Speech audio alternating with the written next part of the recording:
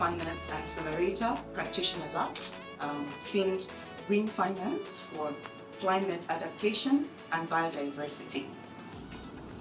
So throughout this week, the Practitioner Labs will feature expert discussions and hands-on co-creation sessions that will develop targeted green finance solutions to support the growth of MSMEs that create positive biodiversity impact and champion climate adaptation efforts across various value chains.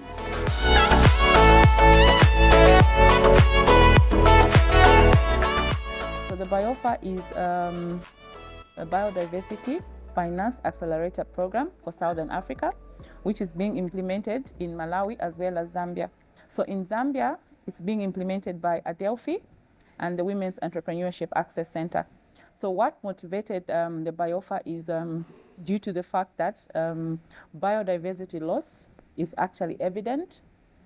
So, and realizing that we have biodiversity positive SMEs actually motivated the sponsors to ensure that these biodiversity positive SMEs access finance, green finance. However, looking at the financing institutions like in Zambia, there are a few that offer green finance packages. So what the BioFA actually is trying to do is twofold. One, to ensure that these biodiversity positive SMEs know that their various activities actually contribute to biodiversity conservation. However, for them to continue with their business, they need finance to scale up. And this is where the financing institutions come in. In order to develop in a sustainable manner, we must be inclusive and we must be innovative. We keep hearing the terms leave no one behind, leave no one behind. The structure generally, especially of the finance sector, has left a lot of people behind. So I think to be inclusive is very important, to bring everybody on board. And also to be innovative. I think we've seen that the way we've done things in the past has not helped, and which has actually led to the degradation of our current environment. So I think we need to be innovative so that we can have a sustainable future, not only for ourselves, but our children's children's children. There is a financing gap that has been realized. So this meeting this week is actually trying to co-create a green finance financing instrument, like a prototype that will be offloaded on the market to be tried to see whether the financing institutions as well as the SMEs can both benefit from there, because financing institutions are scared of financing these SMEs due to the many risks that are involved.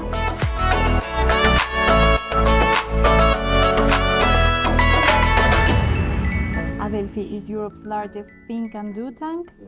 We are over 300 experts and with presence over 60 countries. What our focus is that we provide also consultancy and services research for climate topics, environment topics, and development topics.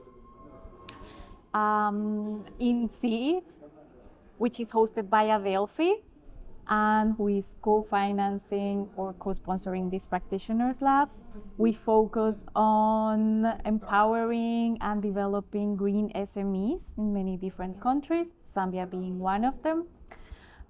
We provide support both for the enterprises, direct support, but also for the ecosystem.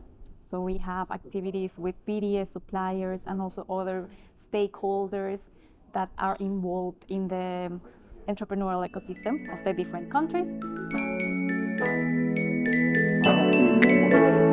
The panel session on defining green finance for biodiversity and adaptation. The reason why we chose this topic is that we thought before we can actually talk about how to mobilize financing for MSMEs that focus on adaptation and biodiversity topics, we have to have a common understanding of what we actually mean by that. We want to avoid any sort of like window coloring. We want to avoid having sort of like misunderstandings or having this simply as a token or as a label.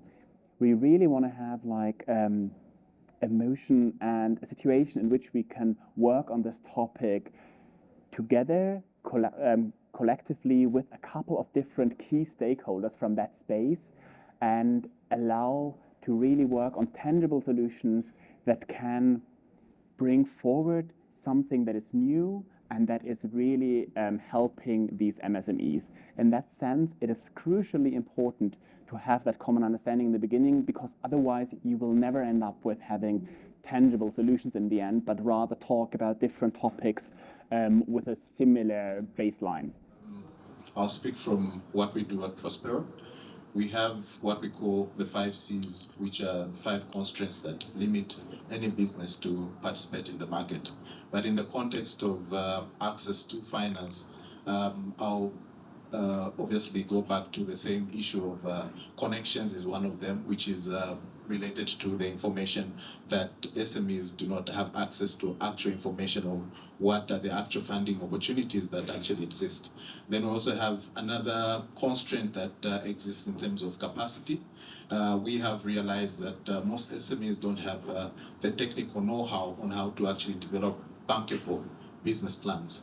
And beyond that, we've also seen that there's also an aspect of them not being able to manage the financing once they actually get it, because I think most of the SMEs highlight that access financing is a critical challenge, but there are some SMEs that do not have that actually capacity to actually manage the financing once that is actually received.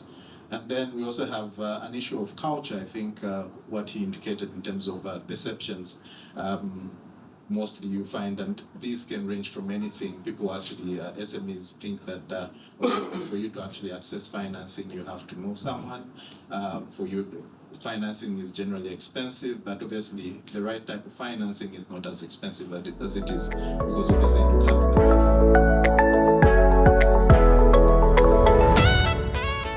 In terms of the landscape of green finance for biodiversity firms and SMEs in Zambia, I am pleased to share that we have a very wide landscape of finance.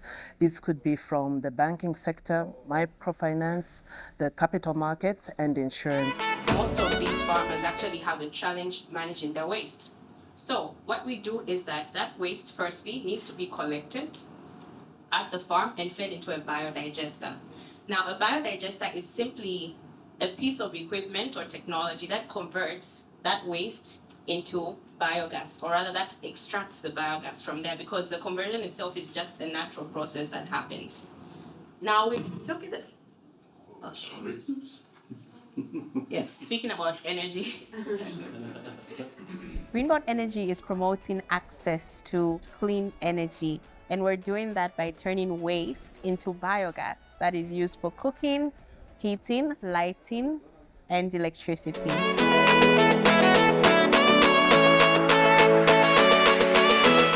Kasisi Agricultural Training Center is found at 7 kilometers from the Kenneth Kaunda International Airport. What we do at Kasisi is mostly to train small-scale farmers in sustainable organic farming. Our role as an SME working in biodiversity is to really share our journey and our story at Raising Finance.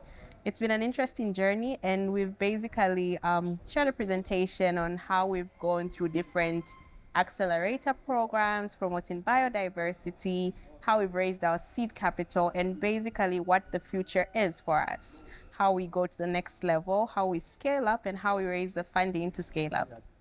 So we are invited by WEAC, and what made us to be selected is the nature of the work we do. We are really cutting off on carbon emission by promoting green agriculture, where all the measures from entry to exit in production are organic, And the materials that are entering in these organic farming can be found in the environment where the farmers are found. And we thought dealing with poor farmers, this will be the best way for them to uplift up their livelihood. And then, so what is interesting in the labs, the workshop that we have here, is the fact that we have come to meet with the donors and all partners who are willing to invest in the green economy and who are looking for people who are actually invested in green economy production. Having gone through the labs, what I have learned personally is that there are a lot of opportunities out there, and SMEs are not able to access these opportunities because they are not investment ready. One thing that I would love to see coming out of this program is to see more SMEs like ours to access capital from different sources and to be able to scale up. And what I look forward to is the exciting opportunities that different stakeholders have brought to the table. They've been able to listen to our point of view, to understand what challenges we're facing accessing capital.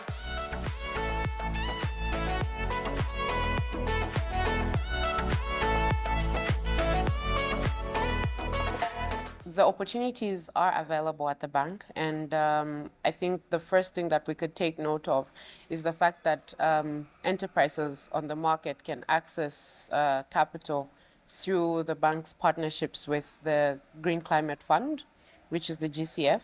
And on that particular fund, enterprises on the market can leverage up to 250 million per project. What the bank is also doing is it's partnering with a number of other institutions to roll out energy efficient projects. One of the projects that we've actually rolled out on the market right now is a partnership with Zanaco, where we have introduced an off-grid loan facility where enterprises on the market can access financing for alternative and renewable energy products and access this funding through Zanaco. So the bank essentially has partnered with other financial institutions to extend a line of credit to Zanaco.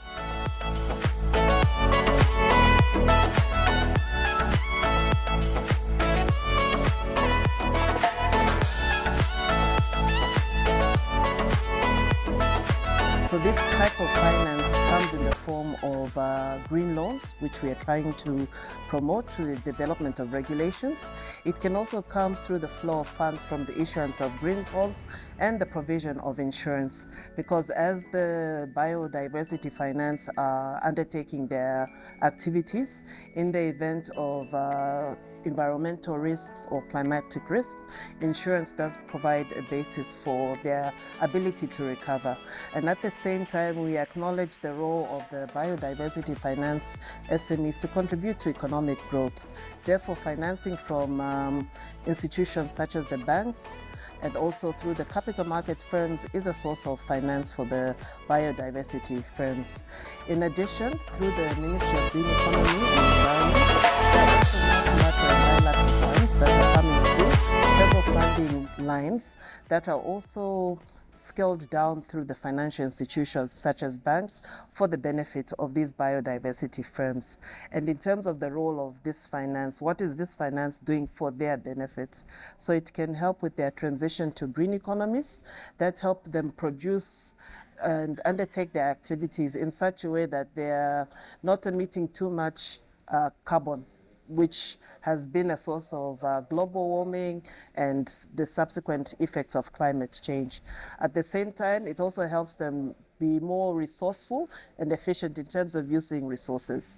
So they can adapt some of their production methods or farming methods into ways in which they are conserving their environment and also scaling up what they are also doing.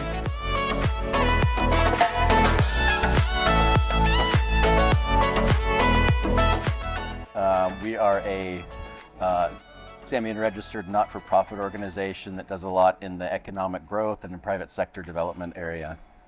We specialize in working with SMEs to strengthen their business models to the point where then they are able to access growth capital, and that could mean other grants from kind of other organizations, or it could mean angel investors or impact investors or commercial banks or whatever the case might be, and what is most appropriate for that SME at where they are in their growth.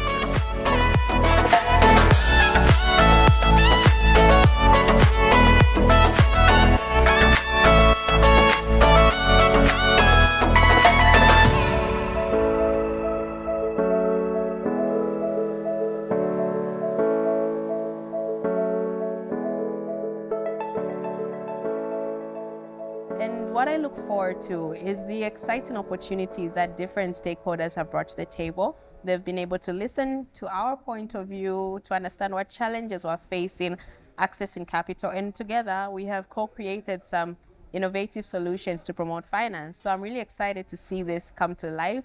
I'm really excited to see the money flow in the green space. So we hope that our participation has brought something new, because we have shared with all the participants what we do and how we do it. And it seems that they have liked our products. We hope that we'll get funds for us to be able to accelerate all the operations that we have been doing in this green agriculture or green economy. Having this experience has highlighted some of those gaps, which is then informing kind of Prospero and other partners who have been a part of this, how we can continue to tailor our approaches and our support and our technical assistance and whatever other resources we might have to try to bridge that gap in a more effective way. I leave this workshop with a lot of takeaways, things to go and implement or even enhance our own policy, and also to go and advocate to other financial institutions that we really need to support our biodiversity SMEs. It's a collaboration. We have a big ecosystem of support that we need to provide to our SMEs.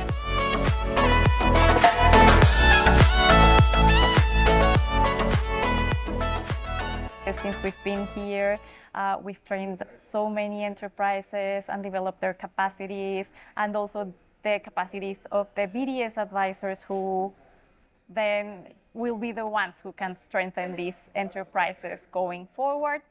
So yes, we hope that there are many, many more years to come working in Zambia and improving the capacity of these green SMEs. And to all our partners who've been with us through this process and many more processes to come, thank you so much on behalf of the Executive Director, Women's Entrepreneurship Access Center, Mrs. Nambula Kachumi. Our doors are open and let's collaborate.